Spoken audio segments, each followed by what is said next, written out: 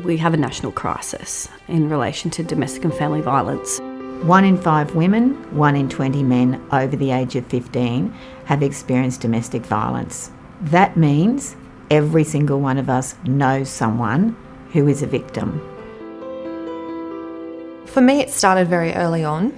I was at the shops and I bought some flowers and he didn't believe me that I'd bought my own flowers. And to try and make a joke of the situation, I said, well, I am capable of buying my own flowers, darling. And out of nowhere came the first physical assault.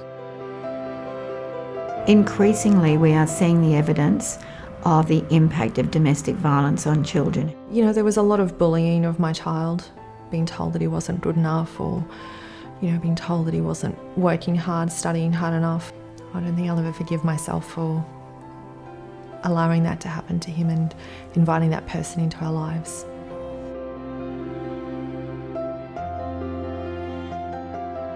DVConnect is Queensland's largest hotline for women seeking refuge from domestic and family violence. We take about 98,000 phone calls annually from women seeking refuge. Last year we housed 3,300 women and children in refuges across Queensland.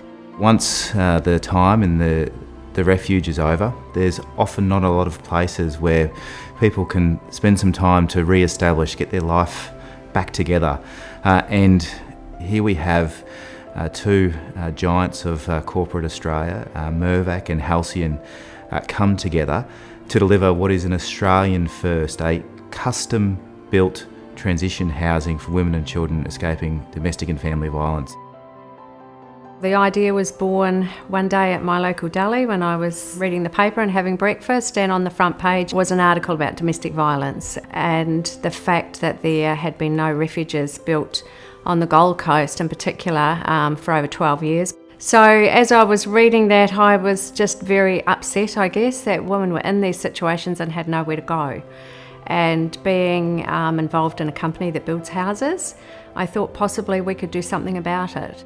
One of Halcyon's values is treat others how you like to be treated yourself, and this project fits perfectly within that value. So when Marie brought the project idea to Bevan and I, it just fitted perfectly within that value, and it was a wonderful opportunity to bring us together as an organisation and ultimately form that closer relationship with Mirvac. It was a really obvious thing for us to want to be part of, and it's been a real eye-opener for me personally and I think for many people in Mirvac, just how prevalent domestic violence is in our community and how poor the resources are for helping people to escape domestic violence situations. So being a White Ribbon accredited organisation, it was very easy for us to say yes and donate the land and work with Halcyon to build the house and to bring in all of our subcontractors and suppliers, 90 of them who've worked on this with us. So it was a real collaborative effort and a very easy thing to say yes to. So as soon as Marie told me about the project, I was really excited. It was something that was very close personally to me, having family affected by domestic violence. We lost my cousin. It was very sudden, and I think if she'd found somewhere where she could go that didn't put any of her family in danger, she would have got out of there a lot sooner. The more we went on this journey, the more we realised the scale of the issue. And so right at the very onset, we decided that if we were going to do this, we were going to do it so that it could be replicated.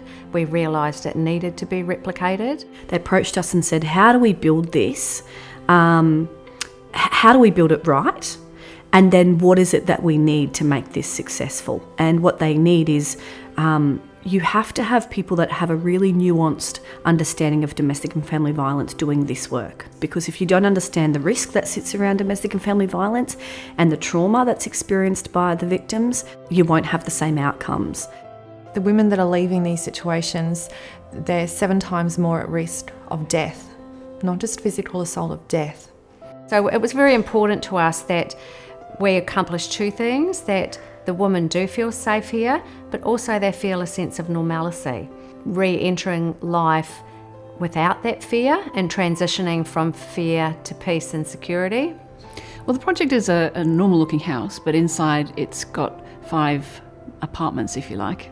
2 one-bedders, 2 two-bedders and 1 three-bedder. Each of them have got bedrooms and a kitchenette and a small living area. But then there are communal areas inside the house as well. So it's quite a unique way of using the exterior of a house, but the interior is something that's really purpose-built to suit the requirements of people who are escaping out of domestic violence, no longer in acute stress. This is more long-term, giving people respite to reshape their lives. I think the beauty of having some shared spaces here is it provides the opportunity for peer debriefing or peer support. You can overcome that sense of shame because there's so much shame around disclosing your story around domestic and family violence. So here everyone's been in a similar position to you, so there's no shame in that. Having a space that is either free or affordable and not having a time lapse on it, not saying to them, you've got a month, you've got unlimited time. You can't put a dollar value on it, you just can't. The amount of people that came on board that just wholeheartedly said, yes, we want to do something about this was incredibly satisfying and rewarding. People that didn't even have a business relationship with us offered to assist. The Halcyon homeowners, who took it upon themselves to raise money for the fit out. It's just been unbelievable. It really is. It's just quite emotional. It's just fantastic. For our company to be involved, it was one of the few things we could do as a business which had tangible outcomes. It's not donating money to a nameless charity. You don't really know where your funding's going to go. It's something which is very rewarding, and you can see the benefit straight away. And that's extremely powerful. I think a program like this sends a really beautiful message to the women and the children who so critically rely on these services, that the community in which they reside in both care for them and that they are not alone.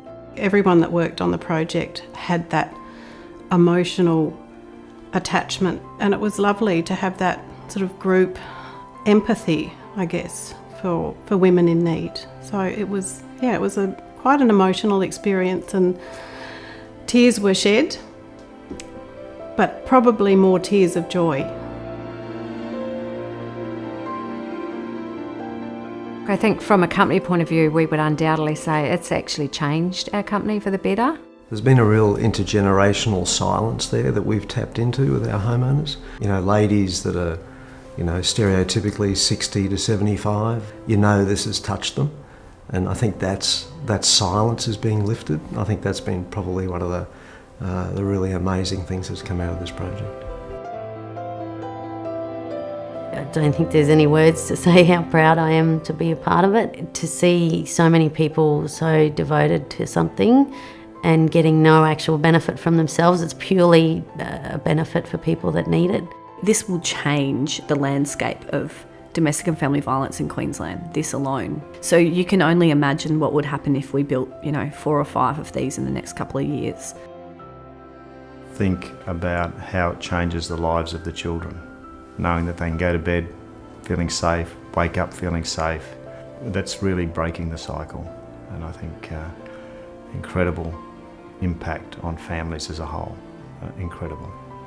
The important thing that Mirvac and Halcyon have done is provide a prototype, shown people the way to engage with not-for-profits where there is a need. And I think now that Halcyon and Mirvac have led the way, I would expect that members of all different size and located in all different regional locations across Queensland can really take on board what Mirvac and Halcyon have done here and apply it in their own context. Our purpose at Mirvac is to reimagine urban life, which is a very broad and permissive purpose. And we know that people who work for organisations want to work for something bigger than just a profit motive. And within that ambition of reimagining urban life is a very strong commitment to sustainability in its broadest forms, both environmental and social.